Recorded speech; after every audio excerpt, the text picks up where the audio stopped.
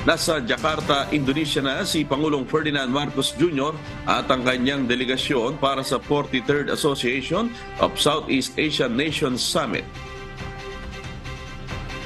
Kasama ng Pangulo sa pagbaba ng eroplano si First Lady Lisa Araneta Marcos. Sa kanyang pre-departure speech kahapon September 4, ayon kay Pangulong Marcos, tatalakayin niya sa 43rd Association of Southeast Asian Nations Summit ang ukol sa food security, climate change at kapakanan ng migrant workers. Ngayong araw, formal na magbubukas ang 43rd ASEAN Summit sa Jakarta Convention Center.